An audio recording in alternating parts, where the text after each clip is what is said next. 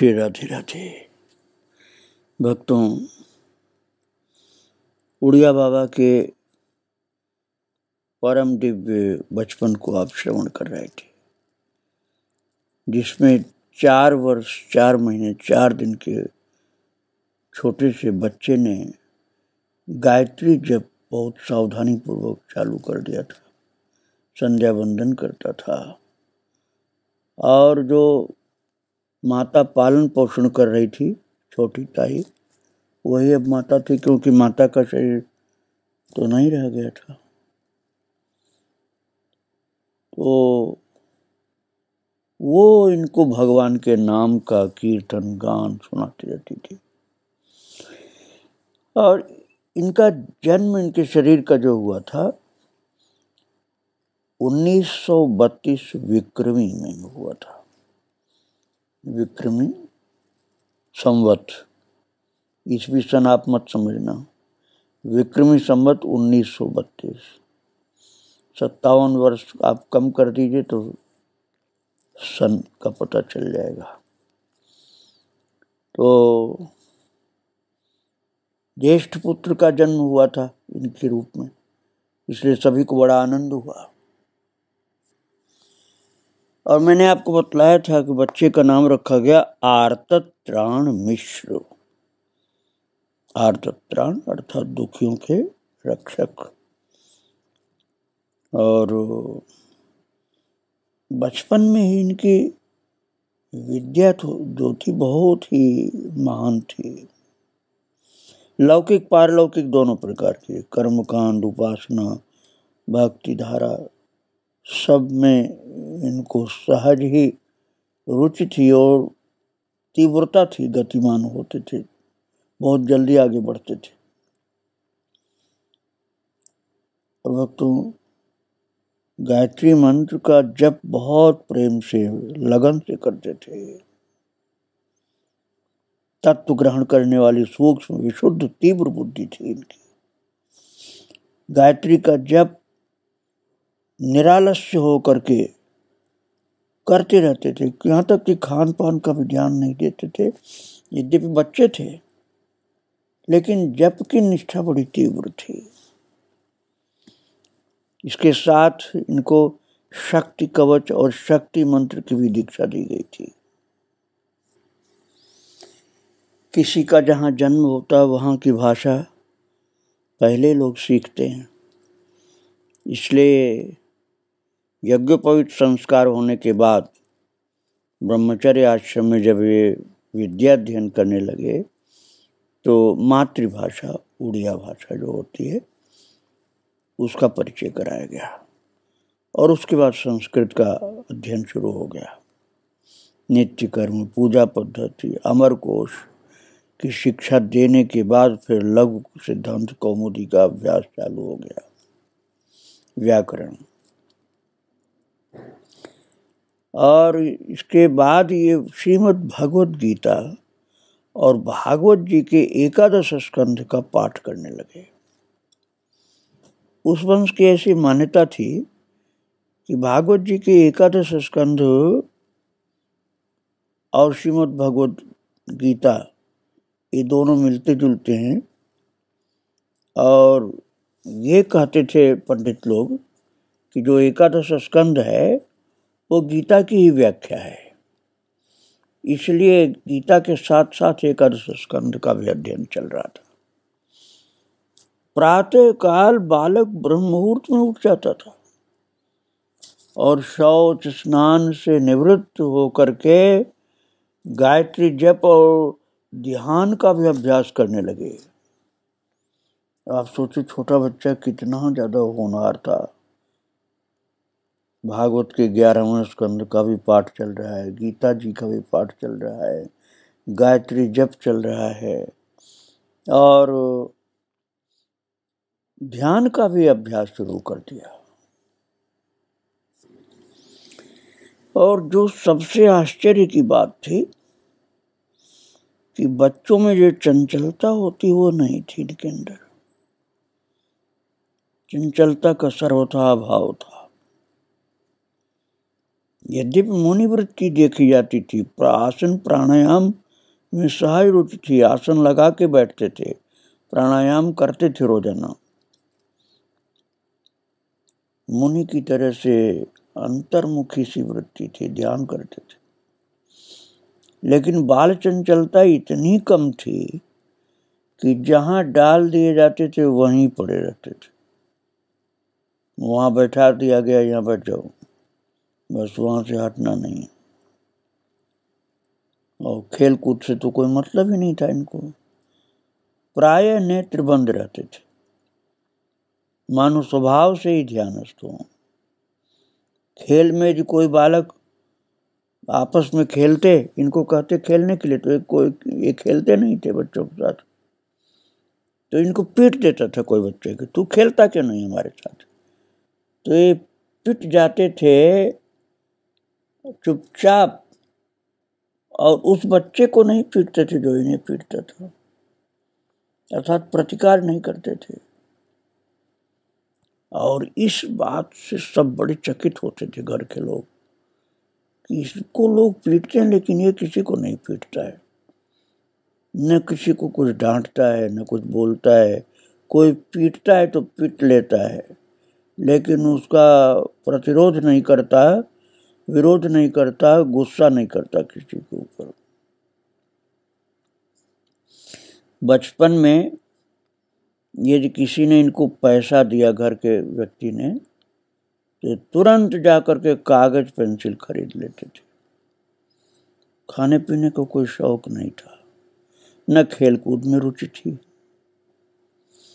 उपासना में आरंभ से बड़ी आस्था थी। घर के संस्कार भी ऐसे ही थे महाराज, भक्ति भाव के। एक बार बालक काशी से तर्क शास्त्र पढ़कर आया, किसी ने काशी की महिमा बताई तो वहां पहुंच गए, वहां पढ़ाई किए और तर्क शास्त्र, संस्कृत का विषय है, वो पढ़ के आया। और घर के वयोवृद्ध लोग जो थे वो देखने के लिए कि काशी पढ़ने गया था, क्या पढ़ के आया।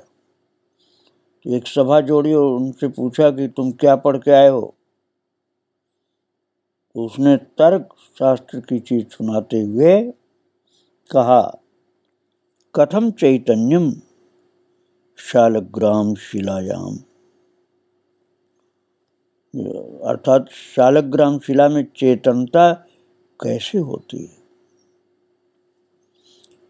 तब वयोवृद्धों ने कहा, अरे इसे डंडा लगाओ, यही सीख कर आया है, ये तो नास्तिकता की पढ़ाई बोल रहा है, शालग्राम शिला में चेतनता कैसे हो सकती। तो भगवत बुद्धि मिटाने वाले तर्क की क्या आवश्यकता थी। अरे उपासना से चित्त को हटाने वाला तर्क मत सुना, यही सीखता है उल्टी चीज। उपासना तो अत्यंत सरल और निर्बल को भी बलवान बनाती है, जमकर भजन करना सीख। अब महाराज बालक आर्तत्राण को ये बात पसंद आई, इसलिए तर्क शास्त्र से मन हटाया और भजन में मन लगा दिया। और मेधा शक्ति इतनी थी, तीव्र स्मरण शक्ति, कि जो एक बार पाठ सुन लेते थे वो दूसरी बार सुनने की आवश्यकता ही नहीं होती थी। और एक बार अनूप शहर में मास्टर श्री राम भारती के यहाँ गए थे। वहां अलमारी में बहुत सी पुस्तकें रखी, देख करके पूछा, इतनी पुस्तकें क्यों रख छोड़ी हो, इतनी पुस्तकें क्यों रख छोड़ी हैं आपने। तो उन्होंने कहा, बालकों को पढ़ाने के लिए इन्हें देखना पड़ता है। तो झट बोले, महाराज जी मैं तो बचपन से ही जो बात एक बार सुन लेता हूँ वही कंठस्थ हो जाती है, फिर दूसरी बार पढ़ने या सुनने की आवश्यकता नहीं होती है। इसी से मुझे अब तक हजारों श्लोक कंठस्थ हैं। अब मैंने आपको पहले बता ही दिया कि उड़िया बाबा का बचपन का नाम था आर्तत्राण। बालक अवस्था में ही गुणग्राहकता कितनी थी कि सीखने के लिए लगन रहती थी, लालायित होते थे। राज परिवार के साथ बहुत घनिष्ठ संबंध था, आपस में किसी प्रकार का संकोच नहीं था, और प्रेम का यह स्वभाव ही है कि आपस में लेना देना, कहना सुनना, खाना खिलाना चलता रहता है। तो राजगुरु किसी दूसरे के घर में नहीं खाते थे, क्योंकि उन्हें आचार विचार का बहुत आग्रह था। राजा साहब भी आचार विचार का आदर करते थे। ये परिवार उनके गुरुओं का परिवार था। आर्तत्राण की बुआ रसोई बनाने में बहुत कुशल थी, विशेषतः करेला का साग बहुत अच्छा बनाती थी। तो राजा साहब कभी कभी प्रसाद रूप में करेला का साग मंगाते थे, बड़े प्रेम से दिया जाता था। तो इनकी जो ताई थी, बालक आर्तत्राण था उड़िया बाबा की ताई, उसके पास एक बहुत सुंदर जरीदार रेशमी साड़ी थी। रानी साहब को वो बहुत पसंद आई। उनकी रुचि देख करके वो तुरंत प्रसाद रूप में उनको दे दी गई। आपस में इतना घनिष्ठ प्रेम था। और बालक आर्तत्राण जी बिना रोक टोक राजमहल में पहुंच जाते थे, खेलने के लिए कह सकते हैं या बैठने के लिए, ध्यान के लिए। बच्चों के साथ नहीं खेल करके अपनी मस्ती में ही जैसे भगवान से खेल रहे हैं ऐसे चुपचाप खेलते थे। राजा का रहन सहन देखने का भी शौक था। तो देखा कि राजा साहब हर समय स्वाध्याय, ध्यान और जप में लगे रहते थे, ग्रंथों को पढ़ते थे, ध्यान करते थे, जप करते थे। और राजा साहब ब्रह्म मुहूर्त में उठते थे और शौच स्नान से उसी समय निवृत्त होते। भक्तों, राजा भी कितना समझदार था कि वो ब्राह्म मुहूर्त में उठना, शौच स्नान आदि से निवृत्त होना और उसके बाद ध्यान में बैठ जाना नियम था उनका। और जब सूर्योदय होता था तब तक ध्यान में बैठे रहते थे, और उसके बाद सूर्य भगवान को अर्घ्य प्रदान करके गायत्री जप जो नियम था वो करते थे पूरा। मध्याह्न में 3 बजे तक गायत्री जप के बाद विष्णु सहस्त्र नाम पाठ, फिर और धार्मिक ग्रंथों का पाठ। उसके बाद फिर भगवान को भोग लगाकर थोड़ा सा केले का शाक खाते थे। इसके पश्चात, ये मैं राजा साहब की बात बता रहा हूँ भक्तों, उनका नहीं, उड़िया बाबा की बात नहीं बता रहा हूँ, राजा साहब की बात बता रहा हूँ आपको। तो ये सब करने के बाद फिर वो तब कचहरी जाते थे। उस समय भी टहलते टहलते जप करते हुए जो इनको मुकदमा सुनाया जाता तो उस समय भी जप का ध्यान रखते थे। और बालक राजा की रानी सानी देख के बड़ा खुश होता था। बालक अर्थात उड़िया बाबा बचपन में जो थे, आर्तत्राण। तो बहुत इनको अच्छा लगा कि राजा साहब तो बहुत ही अच्छे हैं। तो उनका अनुकरण करने का भाव इनके अंदर पैदा हुआ। उनकी उदारता और अतिथि सेवा का भी बालक के ऊपर बड़ा सुंदर असर पड़ा, प्रभाव पड़ा। उड़ीसा में आषाढ़ संक्रांति के अवसर पर कुछ जगह मेरा जुआ खेलने की प्रथा है। तो राजघराने में भी कभी कभी ये दोष आ गया, और राजा ने कहा हमारे यहाँ कभी जुआ अब नहीं खेला जाएगा। जुआ जो है बुद्धि का नाश करता है, व्यक्ति का पतन करता है। तो उन्होंने सुधार कर लिया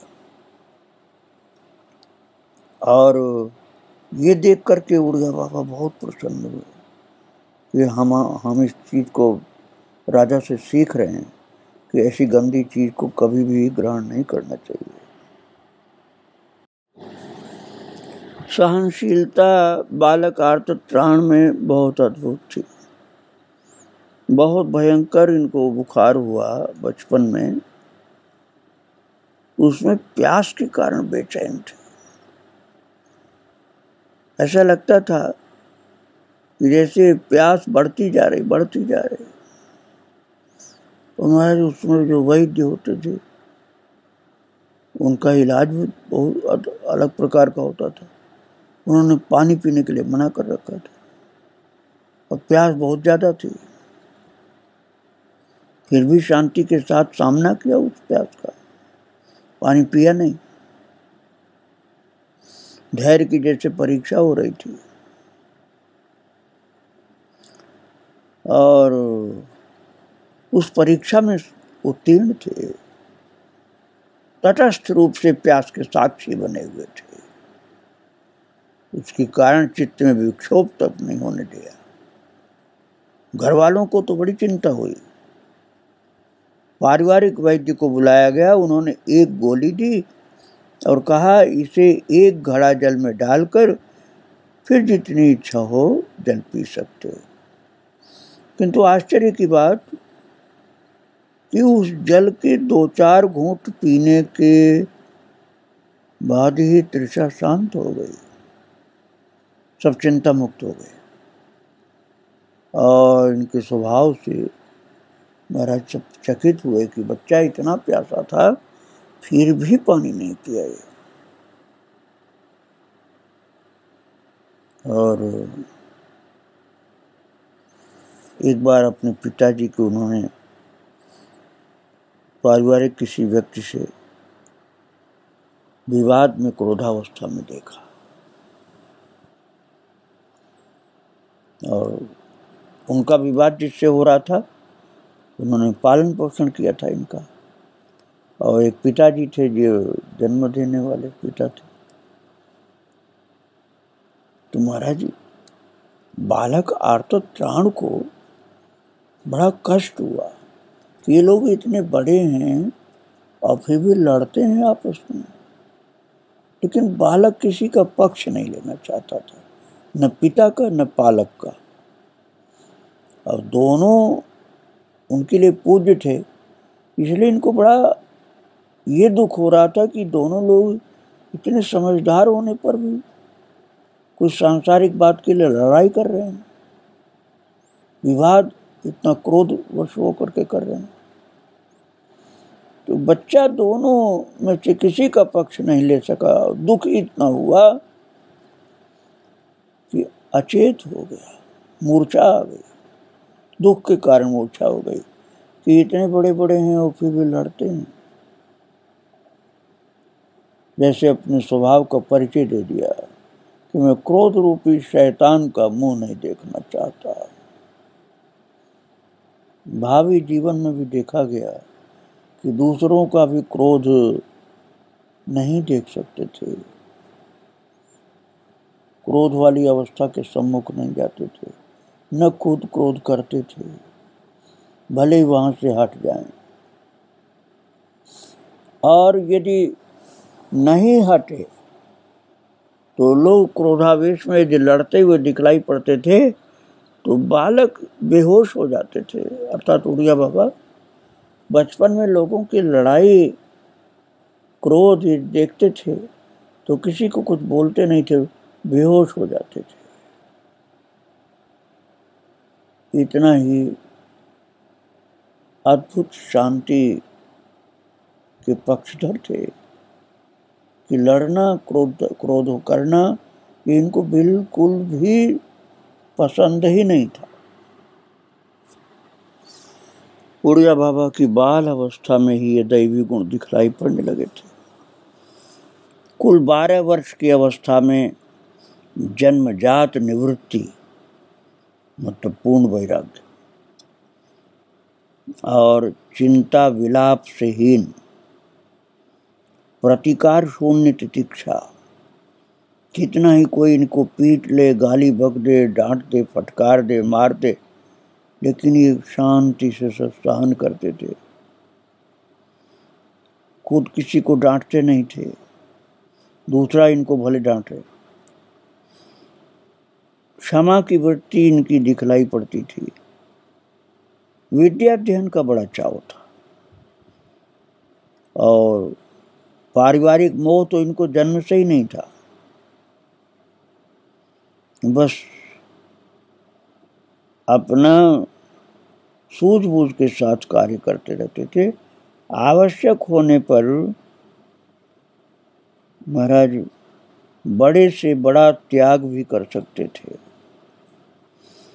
प्रारंभिक शिक्षा तो घर पर ही हो गई पूरी।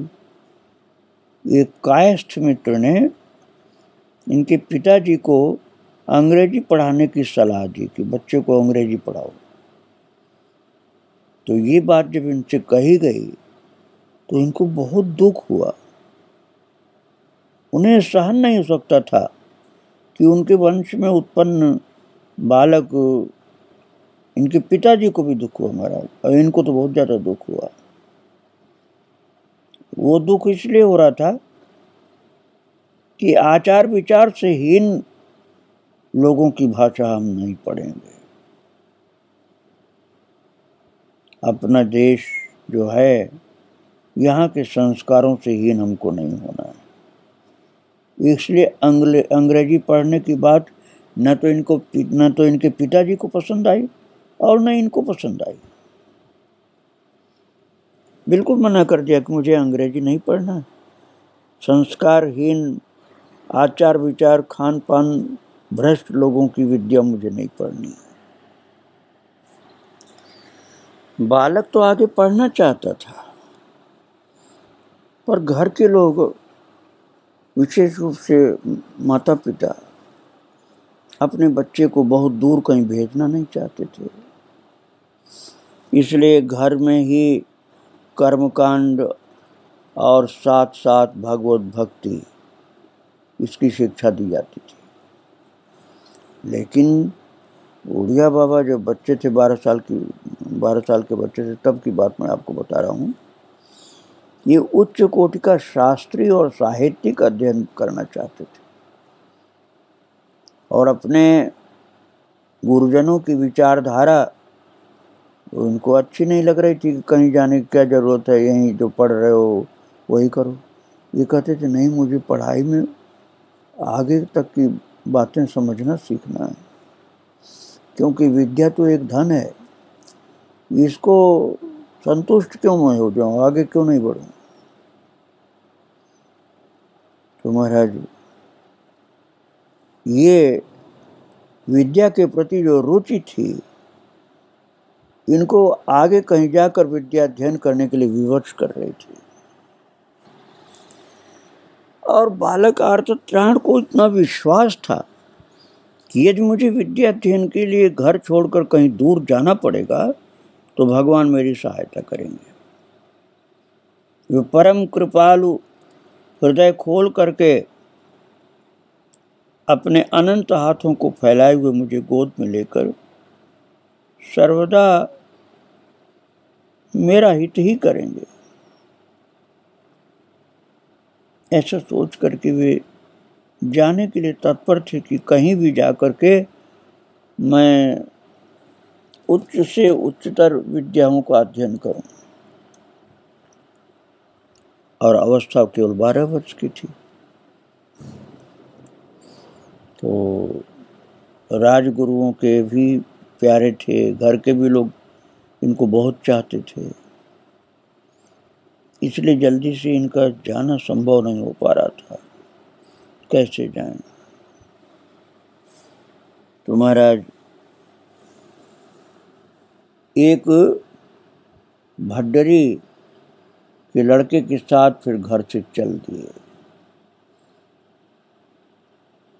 भड्डरी का मतलब भट्ट, ब्राह्मण का लड़का था, उसके साथ चल दिए। और आहार शुद्धि का, आचार विचार का बहुत सावधानी के साथ पालन करते थे। भिक्षा मांग लेते थे और दाल चावल की भिक्षा वो लाता था जो इनका मित्र था, और कभी ये भी लाते थे। और क्षुधा निवृत्ति के लिए बहुत मुश्किल से थोड़ा सा खाते थे। ऐसे समझते थे क्षुधा एक व्याधि है और उस व्याधि को दूर करने के लिए भोजन एक औषधि है। इस प्रकार से भूख प्यास सहन करने की इनकी सहज प्रवृत्ति हो गई। और बालेश्वर होकर के मयूरभंज नामक जगह है, वहाँ पहुँचे और पद्मनाभाचार्य नाम के एक विद्वान रहते थे, उन्हीं की पाठशाला थी। साथी बालक ने आचार्य जी को अपना परिचय दिया और दोनों ही बालक बड़े ही प्रेम से पाठशाला में रख लिए गए, सुरक्षित। वहाँ पर प्रवेश हुआ और विद्याध्ययन शुरू हो गया। और महाराज फिर इतना विरागी थे ना कि लौट करके, पिताजी चाहते थे घर आ जाए बालक, लेकिन लौट के नहीं आने वाले थे। इनका मन था कि मुझे और आगे पढ़ाई करनी। तो निर्भय और निर्द्वंद होकर के आगे चलना था। तो बाल्यावेड़ा पहुंचे, वहां राजा कृष्णचंद्र की एक पाठशाला थी, उसी में भर्ती हो गए। और राजा कृष्णचंद्र परम वैष्णव थे। वहां गोपीनाथ जी का मंदिर था, वे स्वयं उनकी सेवा करते थे। भगवान गोपीनाथ जी की सेवा करते थे राजा साहब, उन्हीं की देख रेख में स्वयं आनंदित होते थे, राजा की भक्ति देख के प्रसन्न होते थे। और भक्ति इनको प्रिय लगती थी, इसलिए वहीं पर रुके हैं। बाल्यावेड़ा, बाल्यावेड़ा में जो राजा कृष्णचंद्र की पाठशाला थी, उसी में भर्ती होकर के राजा के दैनिक कृत्यों को देख करके प्रसन्न होते थे और अपना विद्याध्ययन भी कर रहे थे। आगे उड़िया बाबा के चरित्र को फिर मैं सुनाऊंगा। आज इनको प्रणाम करके जो बाल्यावेड़ा नाम की जगह है, जहाँ राजा कृष्णचंद्र थे, जिनकी पाठशाला में पढ़ रहे हैं, इन सब को, गोपीनाथ भगवान का जो मंदिर है, उनको प्रणाम करके विराम दे रहा हूँ। श्री राधे राधे, जय श्री राधे।